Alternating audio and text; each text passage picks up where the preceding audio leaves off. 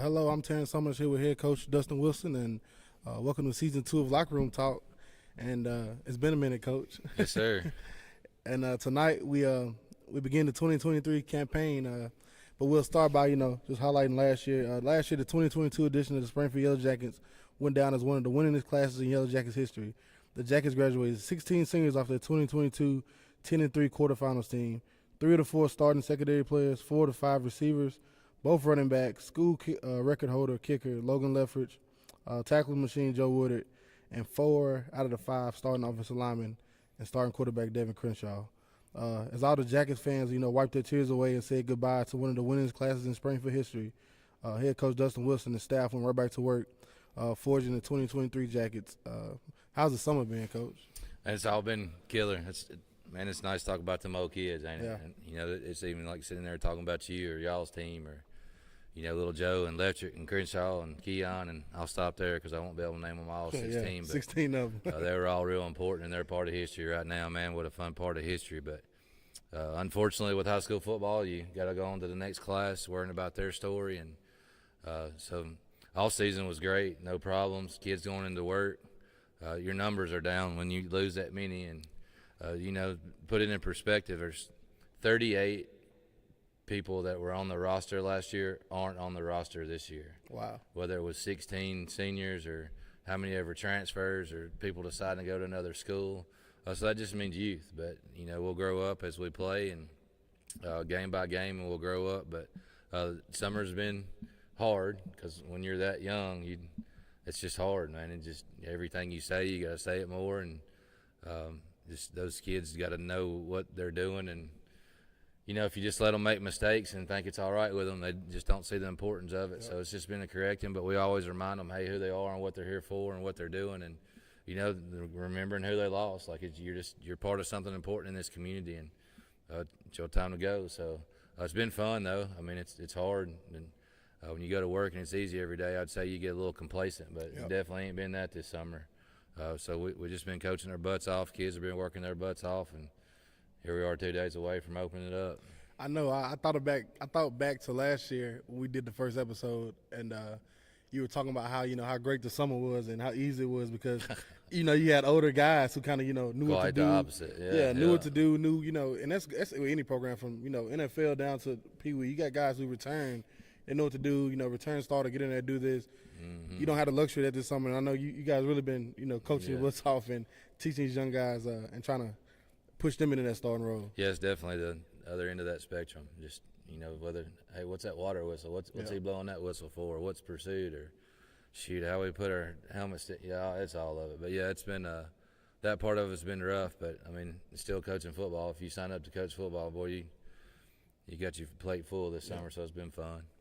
The New Look Jackets took the field in Cross Plains last Friday night, led by junior quarterback Parker Becks, and it took the ball 70 yards in 5 plays to score. The Jackets starting group looked well balanced and quick, and also have to highlight, new offensive coordinator Casey Smith. Yeah, we got a few new coaches. Casey Smith being a coordinator, so we'll mention him first. California guy, but he's moved to Clarksville, moved around. He's got a little college playing experience like some of us, but that don't really mean a lot if you can't coach. But he seems like he's got in here with the kids, and he's different than us, and different in that fact is good. When you 2 Wilsons is enough. You get somebody like Casey in here that coaches a little bit different. It's been good for us. But when different stuff comes, and here we go learning some more. So it's been a good time to transition to a little bit different of offense. But as it may be a different play caller, he still hears the same thing on them shoulders. We're going to run the ball, and it may be different schemes and different ways to do it. But we got another athletic quarterback like he showed the other night. So yeah, that's important. And the coordinator Casey's been doing a good job, and he's coming here. And Coach Atkins will be new for us. He went through spring. He come from Joe Burns with us, and Coach Jamie Wilson, we call him Coach J, is another Wilson on staff. So we had to figure out what to call him, but. We got a few new coaches on the staff, and they've all fit in well, and we're just getting after it. I know, and I seen that offense. People, kind of chattering about it in Cross Plains, like, hey, new offense coordinator would be different. Hey, guys, you see the Jackets on the side of the helmet? Yeah. Go run the ball at the end of the day. Yes, sir. If not, we're going to probably go down trying to run it. Yeah. That's what we're going to do. But it's different schemes. It's different stuff on there. It's been good so far, but with anything new, you got to give it time, and we got a bunch of new kids and a new coordinator, and we'll give it time. We'll get going. Excited for it. And defensively, the Jackets look like a Drew Wilson defense, playing fast, physical team defense. Like I always say about Coach Drew, it's literally that defense is going to be, you can be the smallest people you ever seen, Coach. Yep. But they're going to fly around, and you're going to see 11 hats getting to the ball and just gang tackling. Yeah, you got 2 defensive ends that also play tailback, so that's kind there of there you go. But, yeah, you got to be able to move around. Some stuff Drew likes to do. He likes to move around, and hey, man, defense, you got to be able to tackle, and if you can't tackle if you're not to the ball. So we put kids over there and get to the ball, and that's one thing that's not different. But the kids were different, so we was comfortable in that scheme and teaching it. But it still almost feels new because there's so many new kids. But we're getting our feet under us there, I think, and we've had a good week. And Wednesday's always the one you look forward to because Tuesday's typically bad because it's so new. And we had a good Wednesday, and we'll see how it translates tomorrow in our walkthrough. And I took one here from you from when you did the post-game interview with me up at Cross Plains. Got a little older just getting on the bus and going up there. I know that was big for you. Yeah, it is. Seriously, what I say earlier, I didn't know what pursuit or water whistle. Like everybody, and I'll say his name right now because except for Keith O'Neill, I forgot about getting the backup punter in the other night, and I told him, I said, hey, we don't usually do this when we go to a game, but Jamboree in Springfield High School, we try to get you in the game to get you a sniff of what it feels like playing. But every other kid that was not injured or it was eligible to play got to play except for him. But, yeah, you get on the bus, you got to get on the right seat, you got to put the trailer on there behind Blake's truck, and you got to wait to get it off, and you got to walk to the field, and then you got people around you and who you pay attention to. Yeah, man, we got one night older. I think, on the high school level, people really don't think about that much, but in NFL, people talk about all the time how players got to adjust to new cities and all. Yeah. Like it's just like that in high school, trying to get even a junior varsity guy to, hey, this is what we're doing Friday nights. It's not what we're doing Monday. This is what we're doing Friday nights, and that's always a learning experience. And going here now, I'm looking at Region 7-5A. That's a big topic here this offseason. Region 7-5A will include Beach High, Henry County, Hendersonville, Portland, Hunters Lane, and of course the Springfield Yellow Jackets. I put an asterisk. You see that, Coach? In my opinion, this is the toughest region the Jackets have been in since 1986. Hey, man, it's your show. You got to tell them what you think. That's right. It's the toughest. What was it in 86? 86 about the same. You had Hendersonville in it. You had Franklin in it. You had Franklin. Yeah, like you had those Hendersonville. I think Hendersonville Beach maybe was in it. I know Hendersonville for sure. No Mount Juliet. You had Franklin. Those kind of Gallatin. Those powerhouses. Yeah. And Shoot, of course that you looks got about like our schedule. exactly. Yeah. Because you throw Gallatin in there, in a non-region game So this is season. that Terry's? Is that how? No, that was when he was in middle school. I think he might be in seventh grade. That was maybe, if not Jerry Pearson's last year, the year before his last year. I got you. But I think that may be his last season. It was like a 5-5 season. It was. You can put a question on me from about 90, 91. Yeah. I'm pretty good on that dates me a little bit, but we'll read up on it. But I can tell you one thing about 2023 schedule. It's full of them. It'll be fun, and it's maybe unfortunate because we're so young, but I mean the only way to get older is playing, and we're gonna have to learn how to play, and we'll be all right. We want to be in the bracket at the end, and that goal will never change no matter who's on our schedule. So, Beach, Henry County, Hendersonville, Portland, Hunters Lane. Well, now you got them a little bit out of order. Henry's week 3. I think then it's Hendersonville. Yeah. Maybe Portland, Hunters Lane, because Beach is that last Thursday night. But, yeah, good-looking schedule. Ought to be a lot of the stands ought to be full every night. There's not a game on there. A little different in playing your Clarksville schools with your fans and your community teams. These teams got communities that are behind them. So it'll be some fun football played in the backyard this year. Yeah, it will. I'll say it's a very tough region. Everybody knows that, but everybody – is chattering, even the bottom of the barrel teams chattering about how they just want to be able to compete with these other teams, and these big crowds is going to probably be around every Friday night. Yeah, I'd say everybody's talking about it, but maybe Region 8. I'm sure they don't like it too much. Them 4 teams that come out of there, but I mean it's just you can't do nothing but go with what TSSAA says, and that's where our numbers fell, and that's where we're at, and let's try to get in the bracket there at the end of the year. We'll take a break, and when we come back, we'll hit on the season opener for 2023, the Greenbrier Bobcats.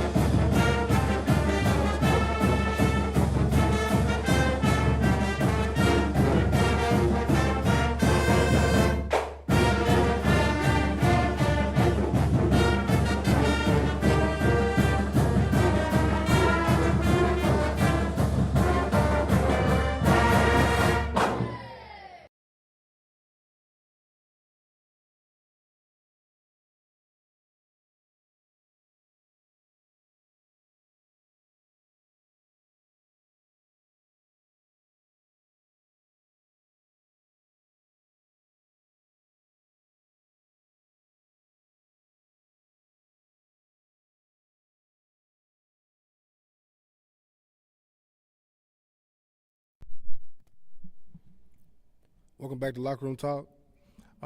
Friday night, the Jackets welcome the Greenbrier Bobcats to the Nest to open up the 2023 campaign in the battle for the Pit Curl Trophy.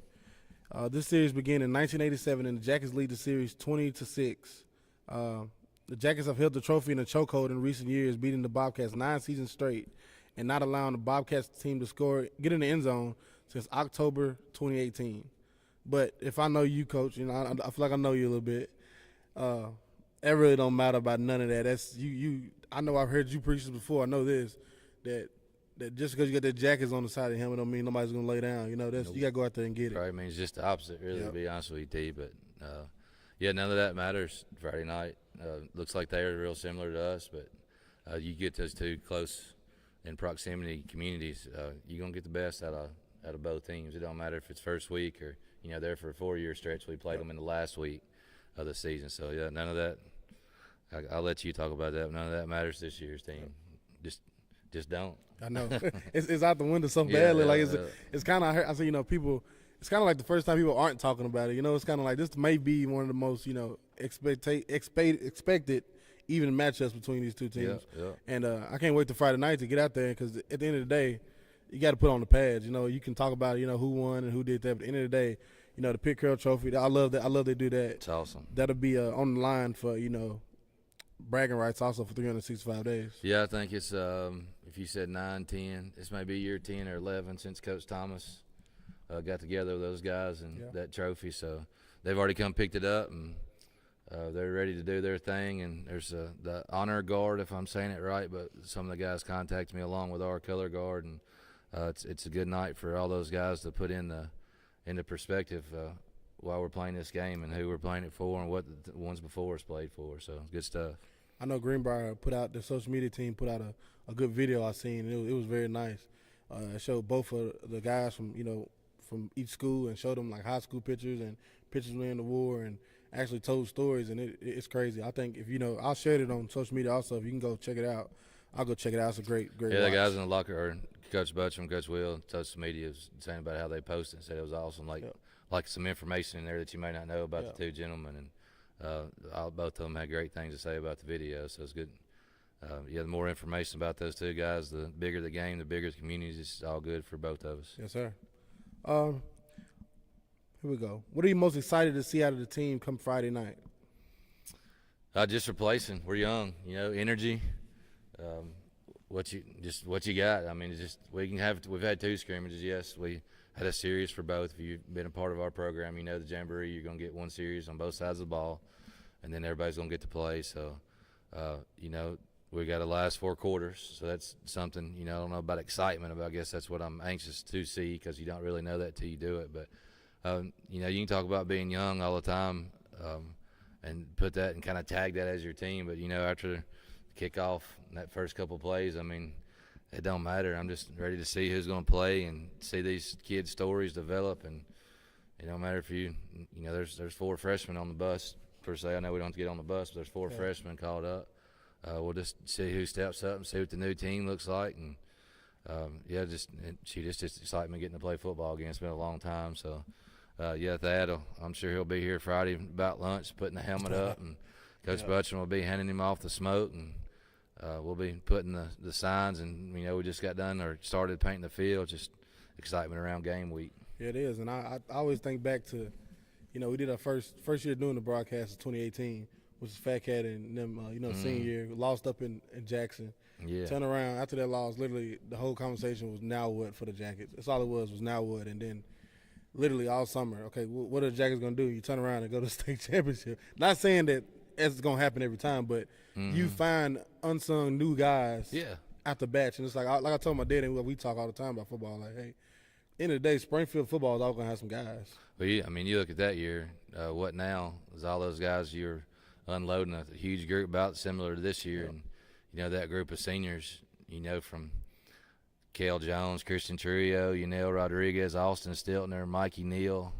I don't know, I left a few out, but it was a small group. Yep.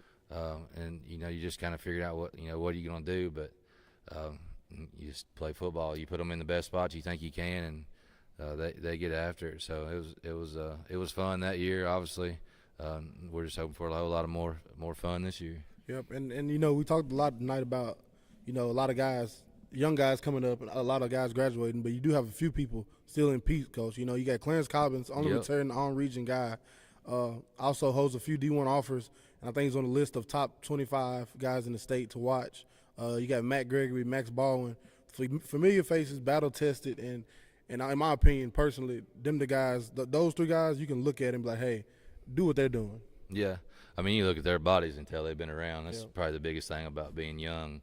It's one thing you can't grow up without time is that weight room. But, your Gregory's, he's developed good. Max is peaking there on his physical, his attributes, his body. And, there's a few more kids. But Clarence Cobbins, he's had a good off season in the I don't know what camp circuit, I guess you'd say, and he's got notice. So, just hey, it's my senior year. All that stuff's supposed to happen. So, Pettis seems like he stepped up and wants to play some ball, and on the receiver end. So, we got some good kids as a senior group. We just don't got a lot of them, but we're gonna ride them, see how far we can go with them. Yep, and that's what I had put next to like new faces like Parker Betts, Tony Pettis, Jaden Hurst, Braylon Ellis, like those guys who like refer back to 2019. We didn't know. You didn't get to see Box Hudson before 2019. Yeah. You didn't get to see, those guys who just stepped up and like, Gabe Kelly's like they wasn't popping out in 2018, but 2019 when it was their time to come up and play ball, they showed up and played ball. Well, you look at like somebody like Cavante too. There's a group of that. What he scored a touchdown, our only touchdown when we played the green team in Cookeville, and that was it as a sophomore. You may think, do you remember that or whatever? Yeah. Like it wasn't much to it because of the end of the score, but shoot, that was a valuable experience and reps that small group of kids in 19 carried to it. So, CJ and Mac and Max, all those guys, they're kind of the COVID babies. Their freshman year was COVID, so they got out of the car getting their temperatures checked in small groups of 6 and going through all that mess. And now it's time to reap the rewards of going through all that. But, yeah, we'll be all right. Small group, but we're good. I slipped up on the fan question tonight, Coach. That's my fault. I got you next week, though. And I got on here any coaching now, anything you want to put out there, any it's opening week, so you typically get the season pass question. So, guys, season passes will be at the west gate of the stadium out there. Mark Hollingsworth or Miss Debbie. It's always, if you want to stop by Hollingsworth Tire and Fuel, if you've been around Springfield long, Mark's tied to the program. He's always a good source to us, and as long as it ain't going to get in front of his business, he'll stop and talk some football and sell you a season pass. But, parking's the same as always, guys. If you don't have a pass, preferred parking pass or a handicap placard, Tamisha, our same help from the Robertson County Sheriff Department, not going to let you pass there. That's just how it is. So if you want to get here and you want to get a seat, I'm just going to assume by the way the weather looks and the two teams that's playing in week 1, you better get here early, and you'll have to do a little walk around the building. Besides parking and getting in here early, all your tickets are on GoFan. Unless you want to stop and buy a season pass. So just typical opening week stuff. We hope to have you a hot dog and a cold drink and a good football game in front of you. And field looks like it's ready, and we just hope the kids do too. And 7 o'clock, I know where y'all to be. My mouth's got the water. Think about some cheese fries, Coach. Come on. Yeah, cheese. Anderson's. Justin Anderson, them have their food truck here. And I know we've got pecked on a little bit since Chick-fil-A's coming to town. I don't know if that'll be here or not, but it's probably to come. But same old thing for our concession stand and new groups running it, but the same product. And it's just, if you've been here before, same old thing, let's run it back. I'm excited for it. It's here. We're less than 48 hours from the 2023 season opener as the Jackets welcome the Bobcats of Greenbrier into the nest for the Carroll Pitt Trophy and bragging rights for the next 365 days. For the Jackets, the hay's in the barn. Only a walkthrough left, and then it's game day. Can't wait to see everyone Friday evening as we kick off the 2023 season. As always, if you can't make it out, myself and Kenneth Holm will be live on Social Street Sports on YouTube starting at 6:50. But I always encourage everybody to come out and let's fill the stands and cheer on our Jackets. From head coach Dustin Wilson, I'm Terrence Summers. It's been Locker Room Talk. See you Friday.